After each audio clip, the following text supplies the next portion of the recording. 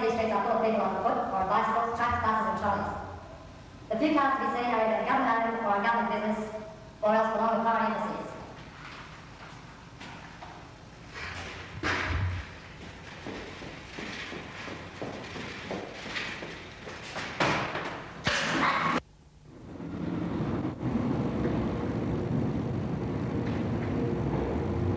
Cut.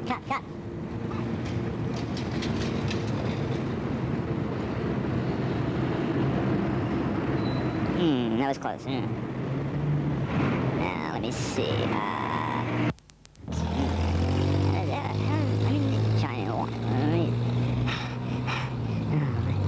How do the Chinese manage without cars?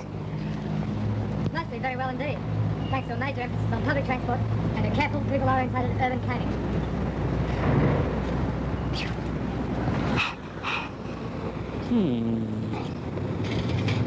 Mostly very well indeed.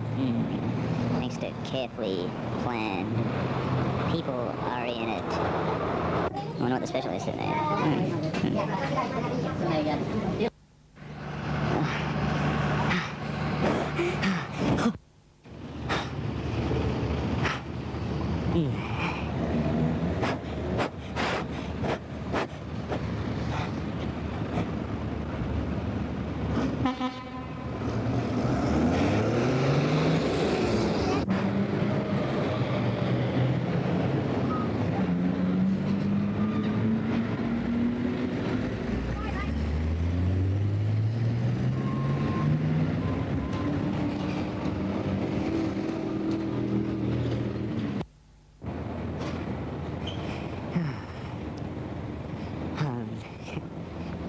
Green Street.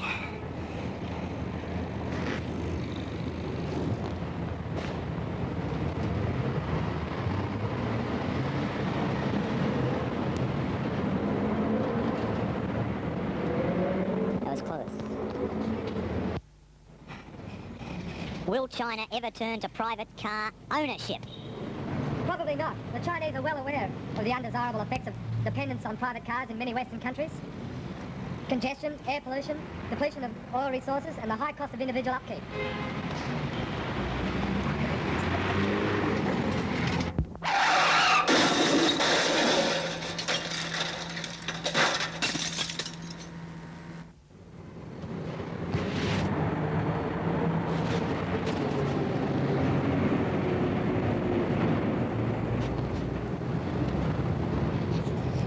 Not to mention high rates of traffic deaths and injuries.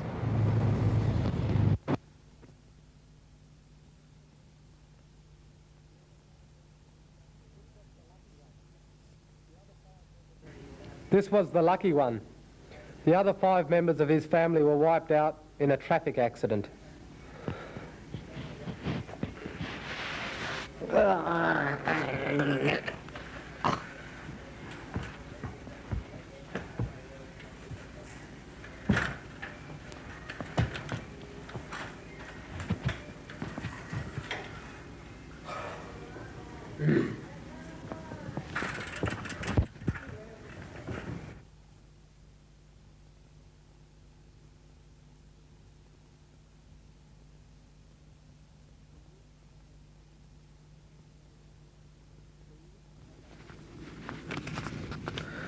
The use of a helmet could have saved this life.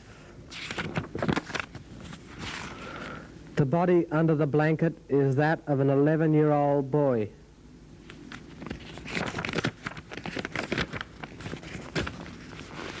This 7-year-old boy was hit by a car near his home and died on the way to the hospital.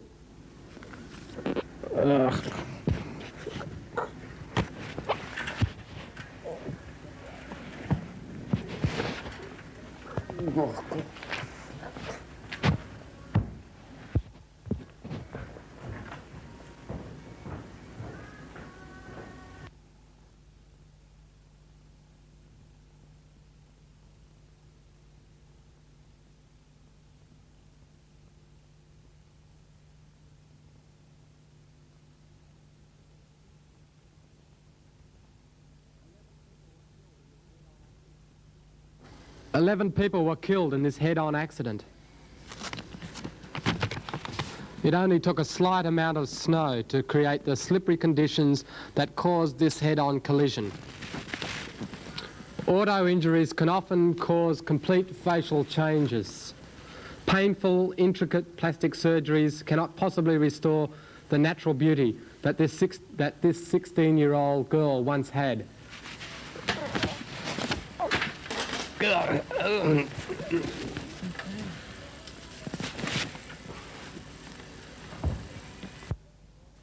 Traffic injuries and fatalities are a threat to all, from the infant to the aged, male to female, soldier and civilian.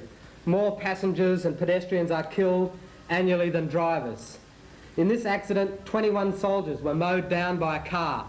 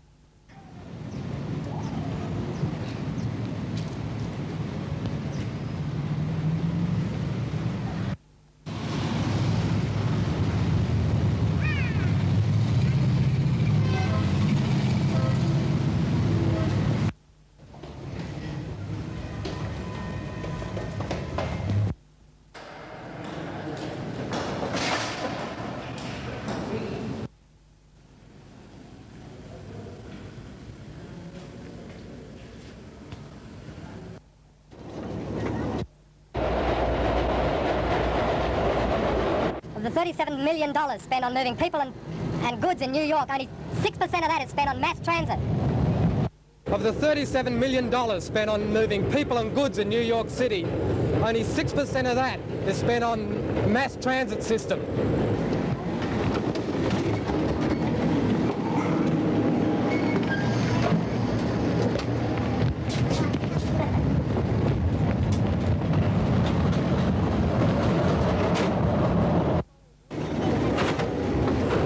Insane folly of Westway, the city is building. It's $1.1 billion, and it benefits only 3% of the people moving in New York every day.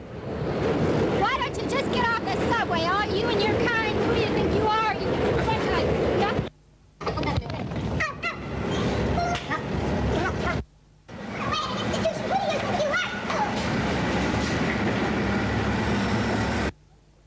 Please stand by. Oh, he left his book here.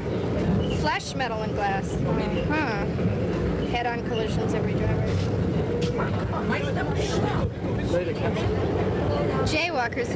What is this book about? Oh my goodness. Eyewitness News. Very often pedestrians are injured as they step down.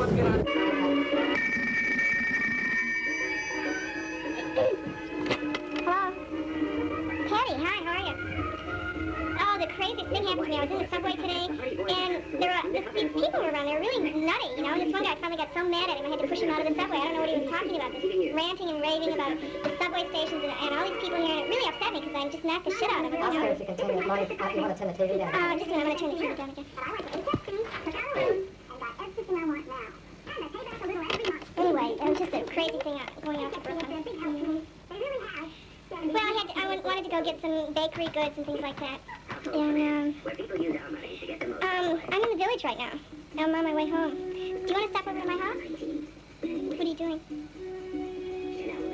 Oh, I'd rather you come over to my house. Then I'll tell you more. But anyway, you should come over. No. Tell her about the movie again. So anyway, this guy, there were a couple of them, and one of them was ranting and raving about this subway thing, you know, like transportation, and shouting out all these numbers. He acted like this lunatic. And I was just so upset during the day anyway. I told him to shut up. I told him he was supposed to be in an institution. I had to knock him out of the door because he just drove me crazy. Yes, I mean, I don't know what this man was up to. I think he was really crazy. You just wouldn't have believed it. He was screaming and shouting at people and talking about cars and accidents and throwing people, you know, I mean, just throwing these words out.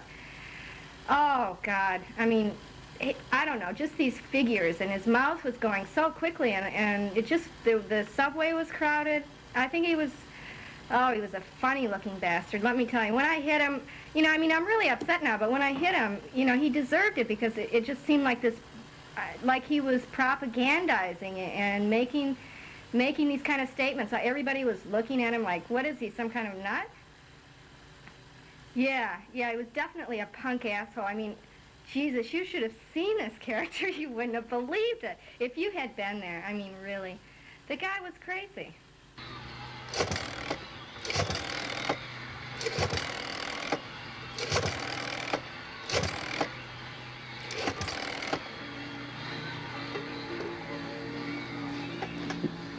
Yeah.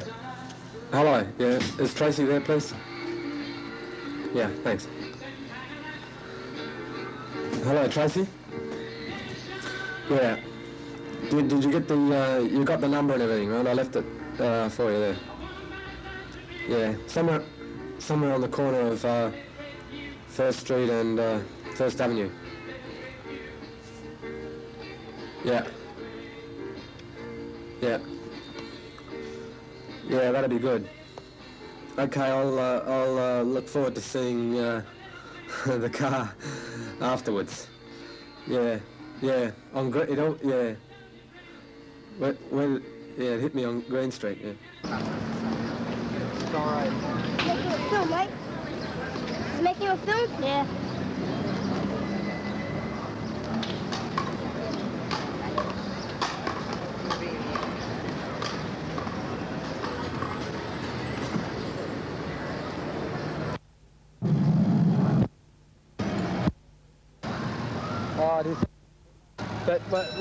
So what is it? It like goes underground to It's an automobile tunnel. And it's been there for years, but they...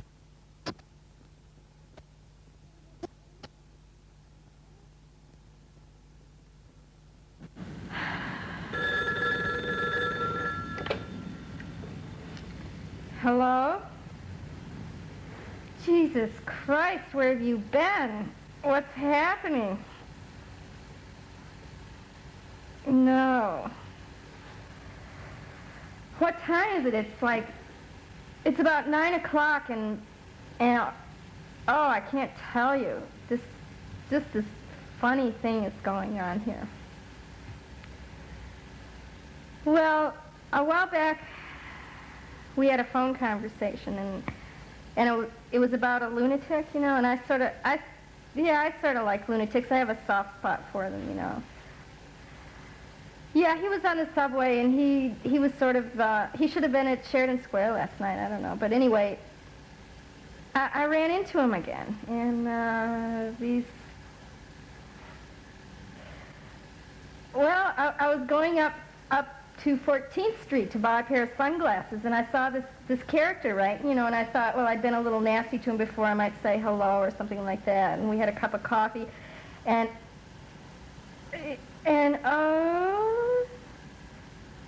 well, I might even go to Detroit with him. Go to Detroit City with the man, you know? Just swivel at the same time.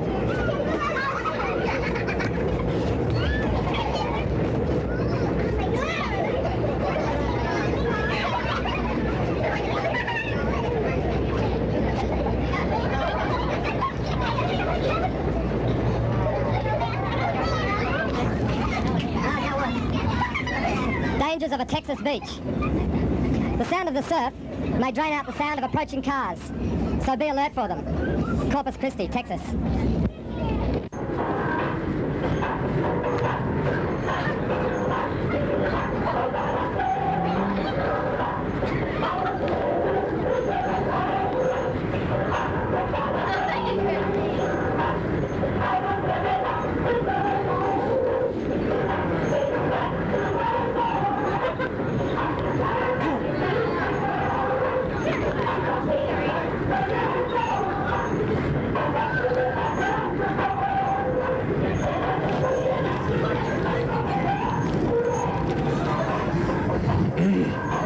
Dangers of a Texas beach.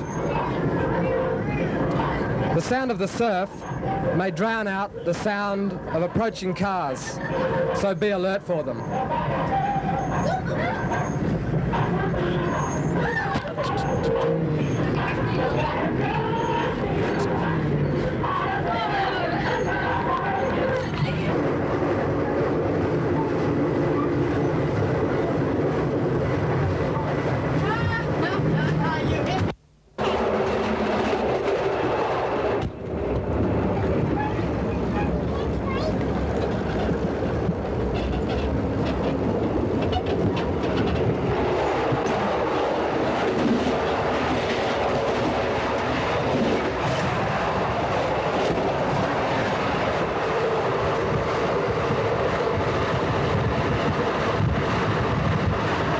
Futures closed higher, July 88.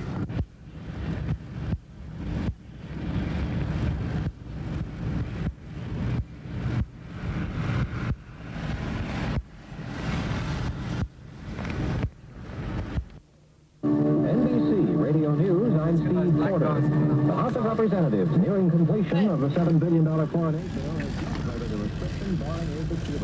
Hey, turn that up a little bit. By an overwhelming margin of 204 to 112, the House adopted an amendment by John Ashbrook of Ohio that none of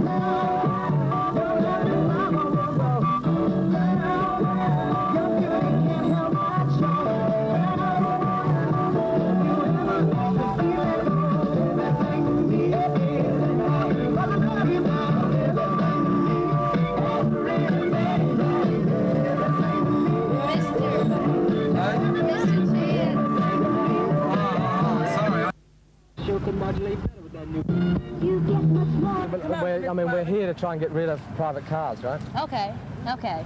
And I say all I want is a small Triumph, that's all. Just a small one. Just a small one? Yeah. What's that? Right? What? No, a small, well, it's much smaller than that one. I can stand like that, so that's all microphone. Okay, you want me to stand in front like No, this? no, that's fine, yeah. Okay, I just want a small, I haven't seen any out But see, here. what about public transport here? I mean, what about the buses, you know? They're terrible. They're terrible. They're terrible? Okay, like last Sunday I was trying to catch the bus. It was about 1 o'clock in the morning, and I didn't get home until 5 o'clock. And I live over there. But if there were no cars, the buses would probably be great, because they'd put think of all the factories out there making buses. Yeah, but how would we get around? What would we do for transportation? The bus service would be great. You know, you'd be able to go anywhere fast, right? Okay.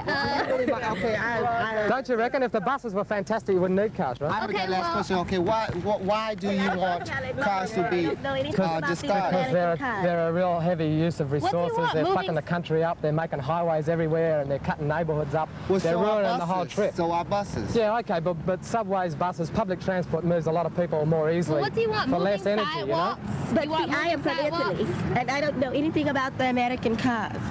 And I don't like American cars. I don't like America, cars. but there's Foreign nothing I cars? can do about it. Detroit people living in Detroit, they all drive Detroit cars, right? Unfortunately, No, they support the workers in the factory. I don't support any of them because they wouldn't give me a job. None of these girls have a car.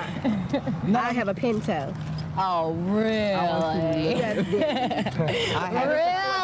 now? You know, I had it 1 week and I had to tow it in. Freak. They just don't make cars like they used to anymore. No, really. They don't make cars like they used to. That's why they should be making buses, you know? Well, I don't like buses. They're crowded and they're hot and they don't have any air conditioning and people are all types of crazy people get on the buses. And it seems like every time a crazy people gets on the bus, the first person they want to talk to is me, you know? But crazy, that's cool, you know? I mean, you don't get any great vibes out of cars.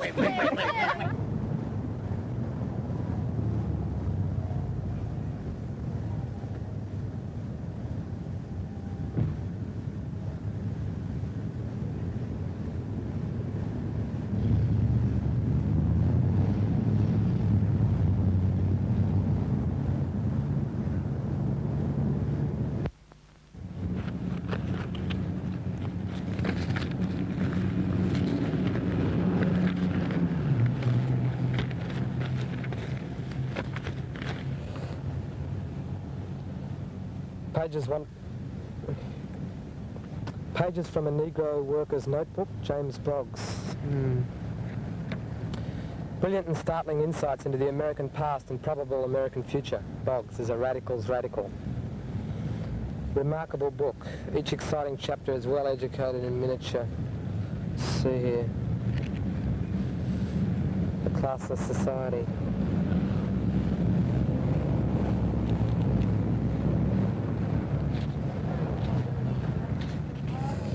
The United States is a welfare state. The United States is an inseparable part of the Western civilization. The United States is citadel of world capitalism today. The basic philosophy with which all radicals have approached the analysis of the United States has been centered around what the workers would do, ought to do, would have done, etc. Usually ignoring the power of the state and the bureaucracy, which are today such essential parts of American...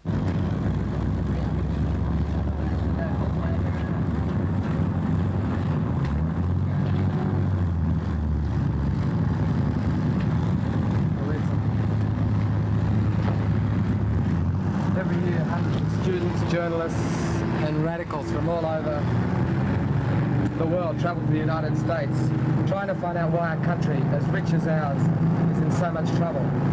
Usually after visiting Washington, D.C. and New York City, they come to Detroit, expecting to find here a class-conscious and socially motivated working class that can provide some answers and direction for a whole country.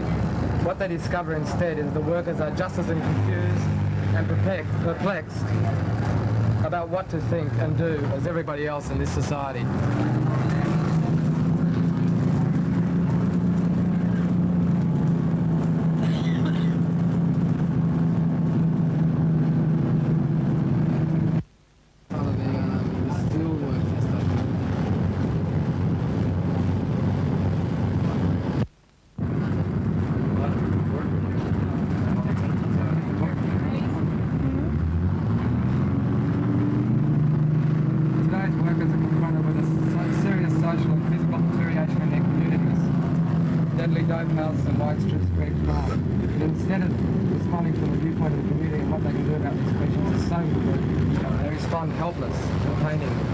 Individual victims. Sometimes they even give tacit support to the criminal by buying TV sets and stereos that they know to be stolen from a neighbour, and only hope that next time it will be somebody else and not themselves who will be robbed.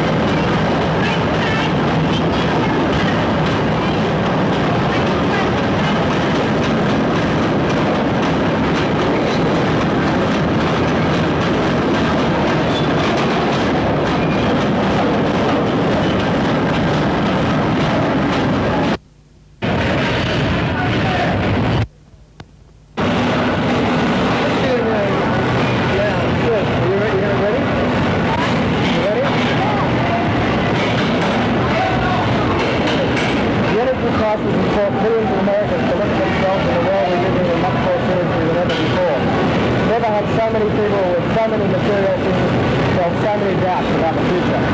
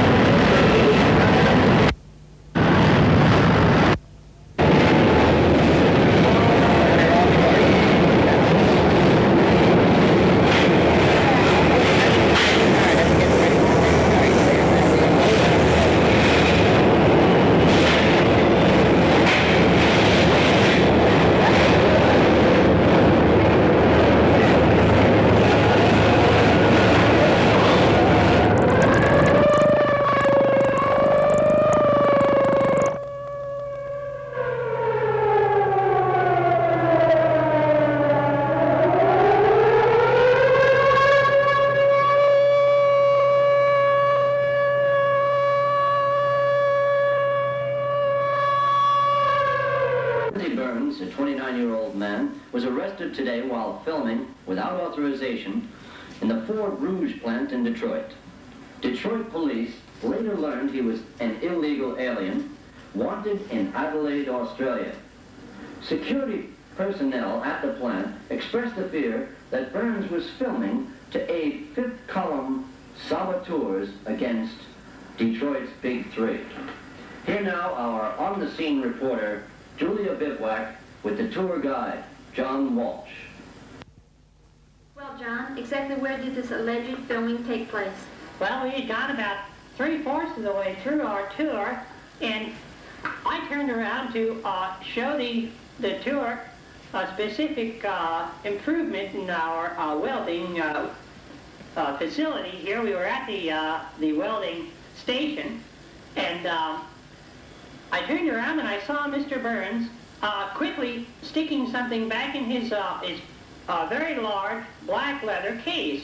And then I noticed that I could hear a sound. I walked over to Mr. Burns and I said, "Excuse me, please, I'll have to examine your case." In the front of the case, I saw a cutout hole that he was obviously using as a flap, pulling it up and down. And I said, "We're going to have to confiscate the camera." And well, you can imagine. I mean, the security of the plant is of utmost importance, because I mean, you can imagine if the Russians happen to get a hold of the patents for all our welding and our assembly line. It's well, thanks, John. And this is Julia Bivouac for Detroit Faction News.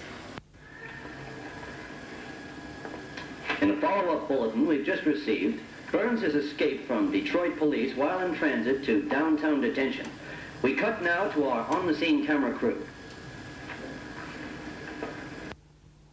Just arriving at 3rd Canadian Getaway. Across the center of Renaissance.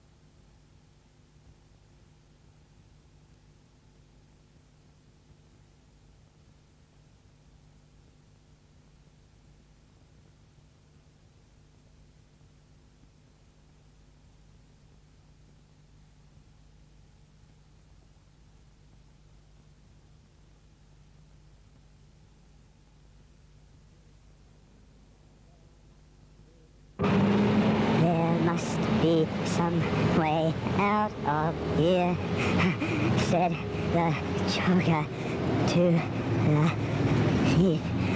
There's too much confusion. I can't get no relief.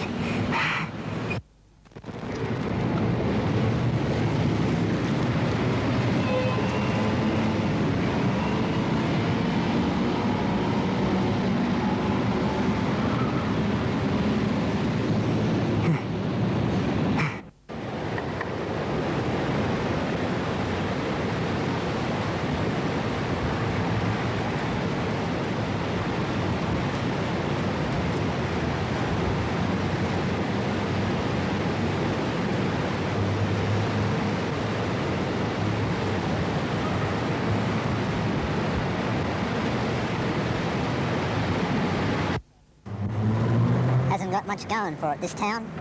I could think of better places to live, places where I would have been safer, but I always end up here. Guess this is where I belong. Cruising around the streets with the sun pouring in through the windows and rock coming out over the radio. We're going out to look at something. A bank maybe, or maybe just to score some smack. The sunlight's pouring in through the window and the music's just rolling through us. It's then that I know that I'm home. I know who I am. Strange. I feel good. Hasn't got much going for it, this town. I could think of better places I could live, places where I would have been safer, but I always end up here. I guess this is where I belong, cruising around the streets with the sunlight pouring in through the window and the rock coming out of the radio and a friend in the seat beside me. We're going out to look at something, a bank maybe, or maybe we're just going out to score some smack. Sunlight streaming in through the windows and that music just rolling through us. Then I know that I'm home. I know who I am. I feel good.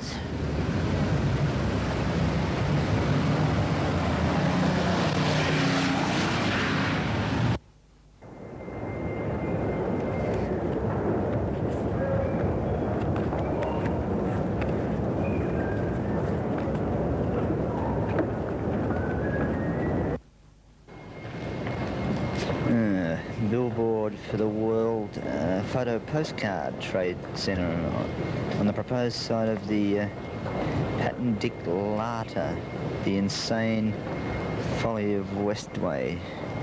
Oh, what did I do with that car?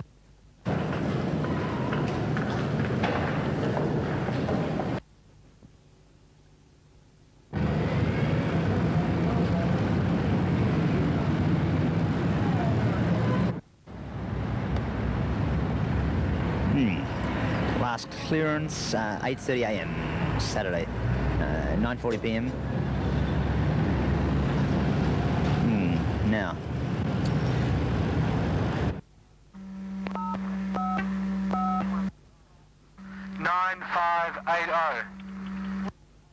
SMITH. Address. City seemingly beyond outrage. J.Smith does the outrageous. Did you get that? I'm only one man. I can only comprehend a couple of words at a time and get it down on paper. Okay. In a city seemingly beyond outrage. Uh-huh. J.Smith does the outrageous. Get in the sun, Tim. Uh-huh. Great. What else? Barney's, B-A-R-N-E-Y-S, Thursday night. Barney's? Yeah, Thursday night. That's the end of the message. Uh-huh. What's the signature? No signature. That's the signature. Hello. Hello? Margaret. Yeah, hi. I just got back into New York from Detroit. I'm outside the World Trade Center. Oh, really? You want to meet for lunch or something? I don't know. What I want to do is I want to tell you, I found this stuff, right? I was going to go over to China Books and buy some, get a few books, see if I can get a bit of re-education into the film situation, right? But what I was interested in was reading this to you. I found this thing out of the International Situation List. Let me read it to you and see what you think. Keeping traffic moving is essentially organising universal isolation. As such, it is the basic problem of modern cities. Keeping traffic moving is the opposite of allowing people to meet. It takes up all the energy that could have been put into such meetings or into any other kind of participation. Compensation for the resulting emptiness of people's lives is to be found in the spectacle. Football games, that sort of shit, right? One's status is assessed by the extent of one's mobility. In the last analysis, we no longer live in a part of a city, but in a part of power. Our actual rank can be ascertained by the scope of our travel. Power is made manifest by the necessity of being present each day at an increasing number of places, business dinners, exhibitions, etc., situated further and further apart from one another. The people at the top of the hierarchy are those who appear in 3 different capitals in the course of a single day. How does that sound?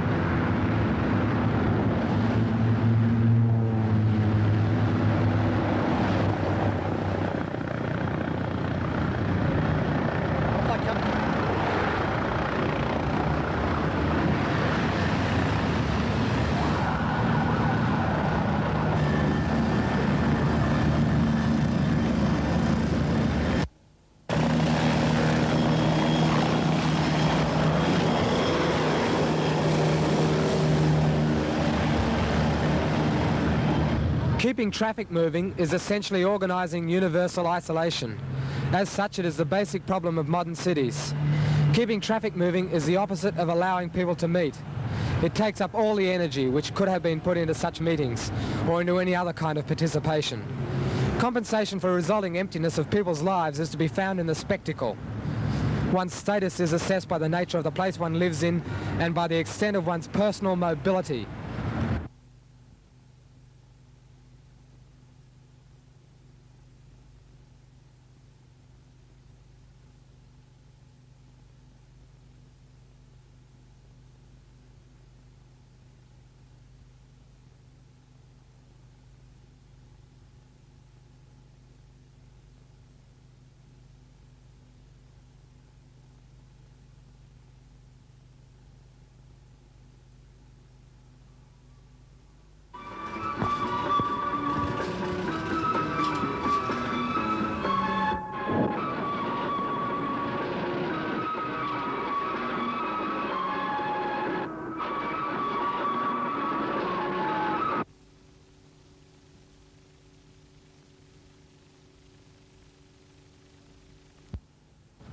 Chrysler building, 42nd.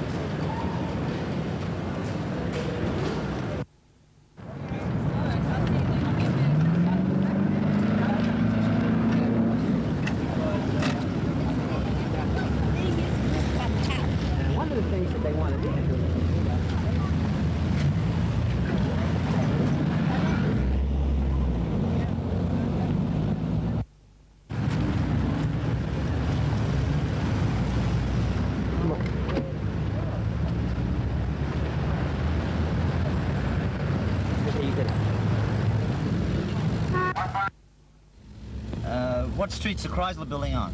Chrysler building, 43rd. Yeah. 43rd, and General Motors? 59th. 59th, and is there a Ford company building in town? Ford, I'm not sure of. Chrysler, Ford, General Motors, that's a big three, right? Yep. There aren't any more. Not New York City. Uh-huh. Detroit, I guess. Yep. Detroit and, Detroit's the main. yeah.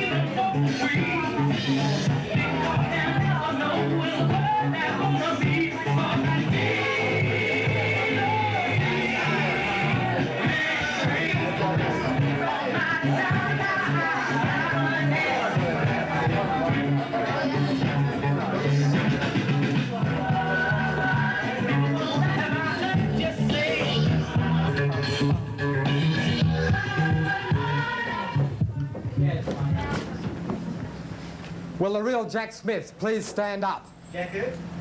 Jack Smith. Jack Smith. He ain't here. Watch out for the snipes. The dark has been driven away by electricity and the seasons by central heating. Night and the summer have lost all their charm and the dawn is gone. Those who live in cities want to withdraw from the cosmic reality, and all they dream of is ways of doing so. For obvious reasons, dreams begin and end in reality. This state of affairs, born by a rebellion against the harshness of nature, has far overshot its goal, which is the liberation of man from material cares, and has become a life-destructive obsession. Young people everywhere have been allowed to choose between love and a garbage disposal unit. Everywhere they have chosen the garbage disposal unit. A totally different spiritual attitude has become essential, and it can only be brought into being by making our unconscious desires conscious and by creating entirely new ones, and also by a massive propaganda campaign to publicise these desires.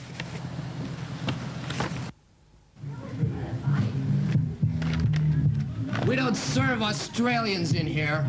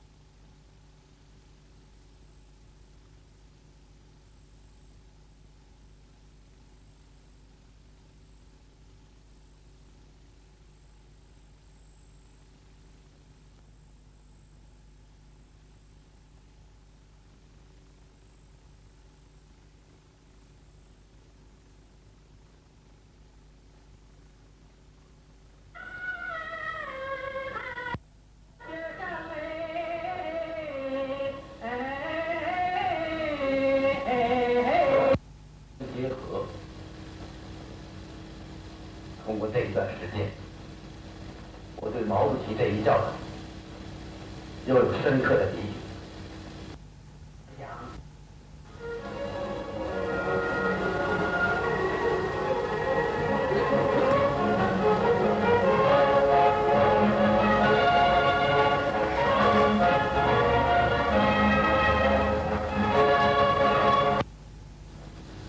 教学上的三七四镜才是真正的科学。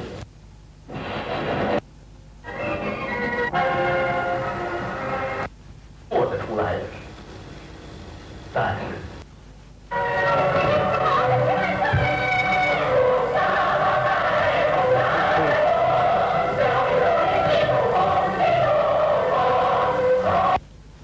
毛主席光辉的730指示是我们胜利的。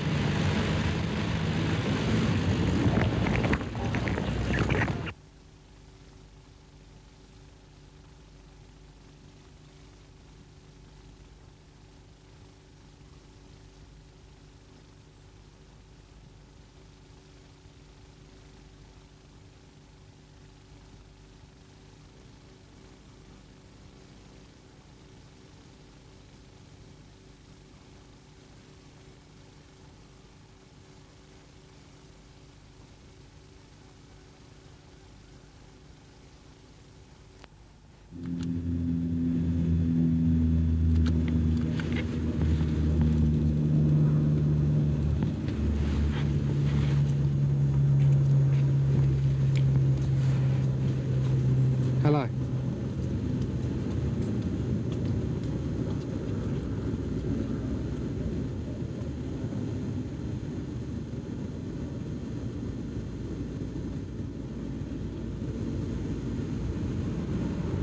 There's no one home.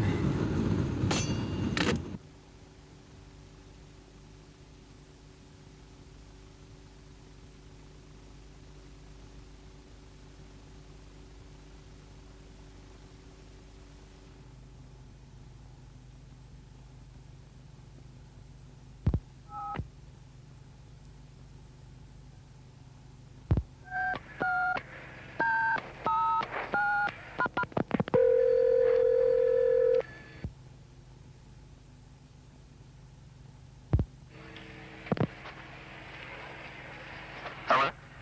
Yeah? Eric, please. Eric Mitchell? Yeah? Eric, it's Lindsay here. Are you ready to film today? Sure. You know the film we discussed? We're going to do with Tim Burns? No, what is it? It's a film called Why Cars, or now I think it's retitled CARnage. Uh-huh. Alright. Okay, so what are we going to do? Well, basically it's a chase movie, right? Right. And this guy is dressed up in his Arabs, and he's been painting graffiti all over the place in Detroit and in New York City. Right. And he escaped to Canada. He's an illegal alien, right? Right. He's an illegal alien. That's really important. And we're from the immigration, or you're from the immigration department. Okay. All right. But how am I going to get him then? Yeah, he's still up there. Yeah, Philip is there. I just want to talk to him for a minute. Okay. Okay. Hello, Philip. Yeah. Have you got film for the camera? Yeah, I have film and the camera. Okay, well just wear something appropriate, will you? Okay, as a photographer, right? Right, yeah.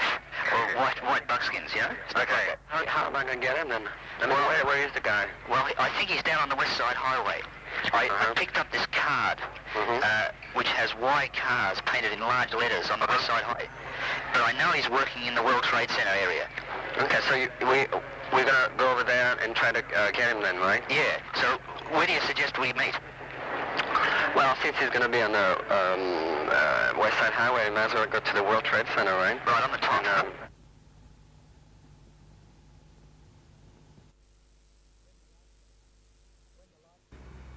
When the lights went out, capitalism came face to face with the underlying class antagonisms which represent the true character of a class society at war with itself.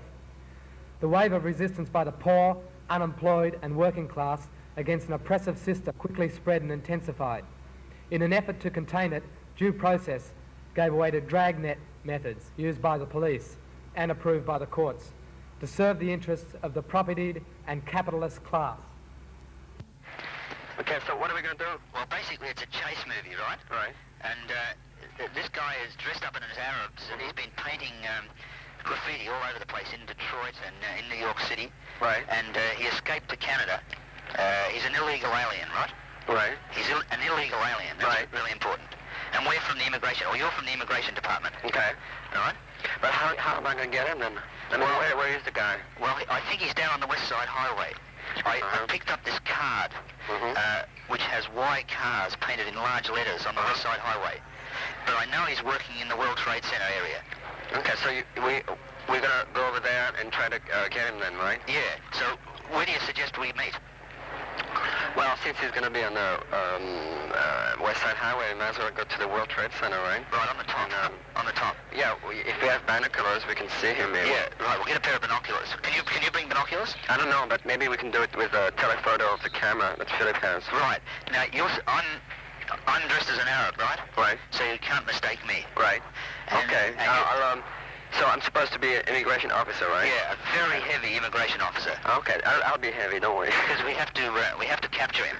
Okay. We have to capture him and deport him. Okay. So I'll see you at the top of the World Trade Center in about a half hour, okay? Okay. Anything else you want to know about it? Well, you can tell me then, you know. Right. Okay? Okay. Take it easy. See you then, Eric. Bye. Bye.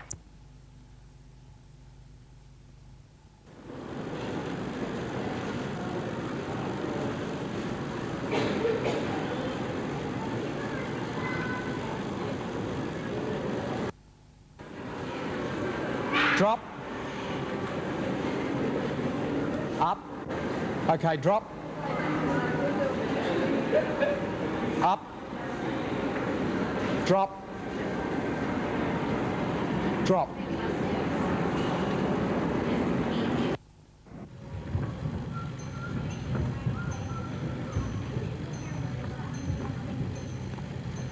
Is this a private movie?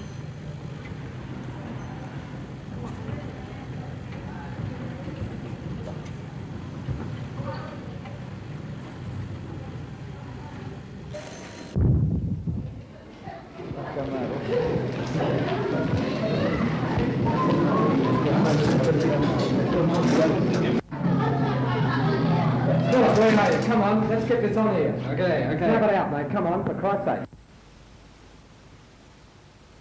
Down.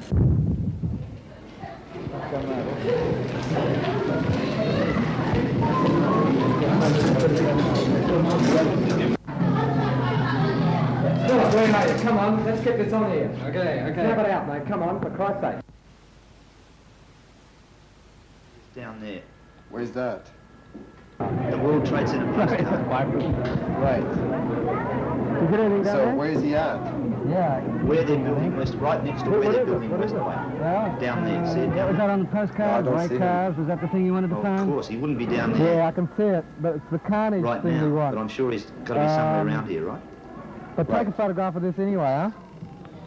Okay, even if we don't use it, I can make a postcard of it.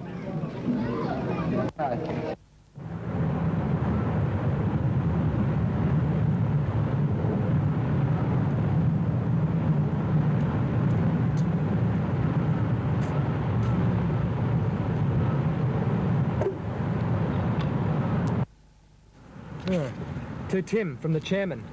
Pages 13, 14, 15. 5 articles by Chairman Mao, pages 13, 14 and 15. There's an ancient Chinese fable called The Foolish Old Man Who Removed the Mountains. It tells of an old man who lived in northern China long ago and was known as the Foolish Old Man of North Mountain. His house faced south, and beyond his doorway stood the 2 great peaks, Tahang and Wanghu, obstructing the way. With great determination, he led his sons in digging up these mountains, hoe in hand. Another greybeard, known as the Wise Old Man, saw him and said derisively, "How silly of you to do this. It's quite impossible for you to dig up these 2 huge mountains." The Foolish Old Man replied, "When I die, my sons will carry on, and when they die, there will be my grandsons, and when their sons and grandsons, and so on into infinity. High as they are, the mountains cannot grow any higher, and with every bit we dig, they will be that much lower. Why can't we clear them away?" Having refuted the Wise Old Man's wrong view, he went on digging every day, unshaken in his conviction. God was moved by this, and he sent down 2 angels who carried the mountains away on their backs. Today, 2 big mountains lie like a dead weight on the people of the world. One is...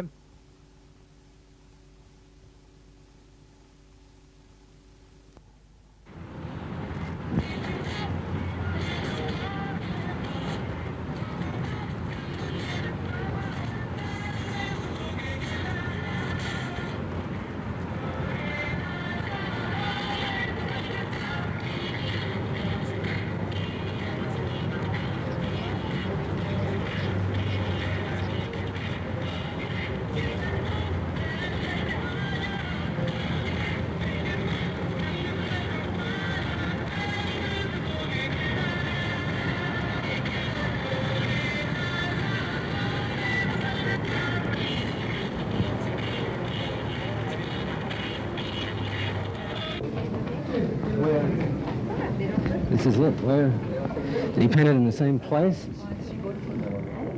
What's CARnage, which?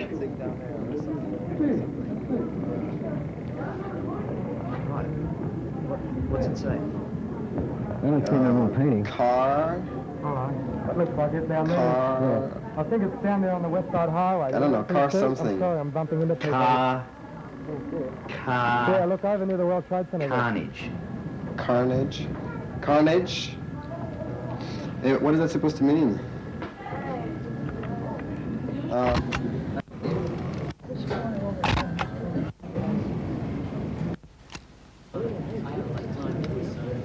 Okay, got the evidence. What's next?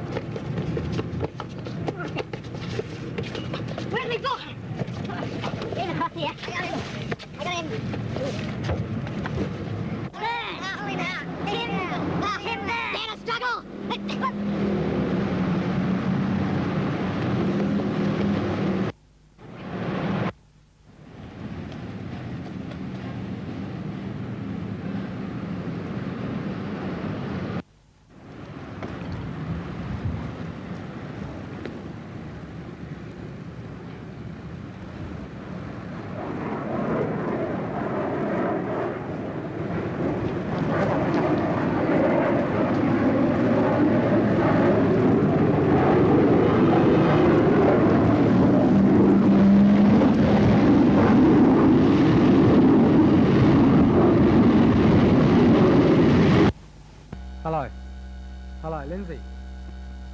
Listen, mate, I want to read the credits to you. Yeah, it's called CARnage, a film by Tim Burns. Script development, Lindsay Smith, Tim Burns. Cinematography, Anthony McCall, Tim Burns.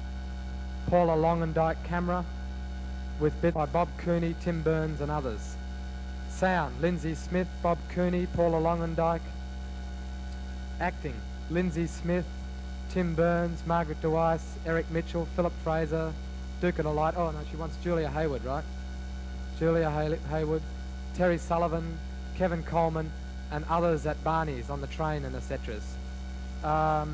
And then editing, Katie Martin, Tim Burns. How's that? And thanks to the City of New York and the City of Detroit. Okay. Yeah, well, do you think that, have we missed anything out there? Okay, I hope, oh, no, and a special thanks to to John Garuchla in Detroit, whose help has been invaluable, more than invaluable, one would say almost. Okay, mate, I'm going down now to have a cup of coffee.